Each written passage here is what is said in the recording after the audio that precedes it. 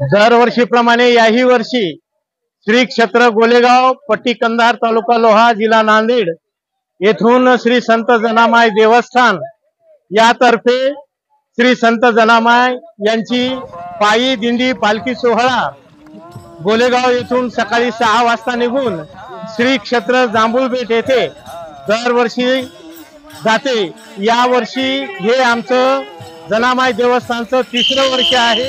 या 3ऱ्या वर्षी सुद्धा मोठ्या संख्येने माय माऊल्या, मोठे जनामाय भक्त, गोलेगाव पंचक्रोशीतील सर्व जनामाय भक्त, माय माऊल्या याही वर्षी मोठ्या उत्साहात पायी दिंडी पालखी सोहळ्यामध्ये सहभागी झालेले आहेत।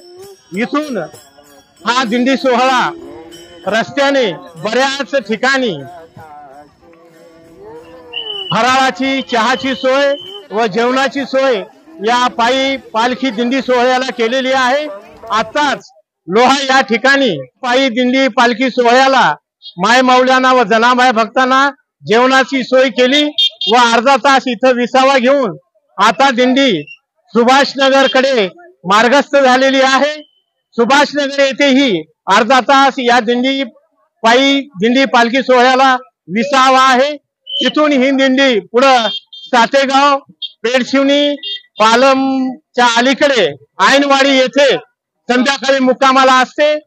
ऐनवाडी येथे सुद्धा जनामाय देवस्थानला फार मोठ्या प्रमाणामध्ये या पायी दिंडी पालखी सोहळ्याचं स्वागत केलं जातं व रात्री तिथं जेवणाची व्यवस्था केली जाते। आणि त्या ठिकाणी श्री शंकर महाराज लोंढे यांचे हरिकीर्तन या वर्षी आयोजित केलेले आहे। तसेच त्या दिंडीचा मुक्काम सकाळी संपल्यानंतर चहा पाणी घेऊन दिंडी पालम येथे व्यवस्था केली जाते व तिथून फराळ करून ही दिंडी सोमेश्वर येथे रवाना होते।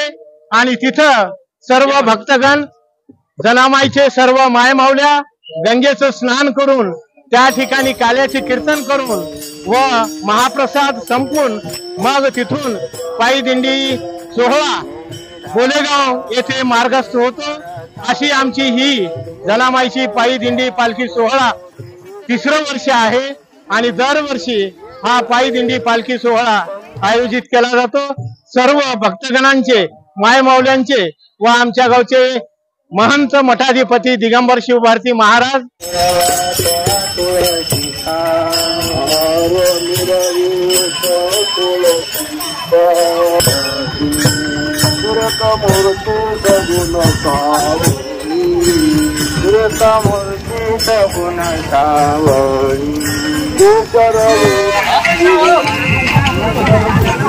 काय आहे ना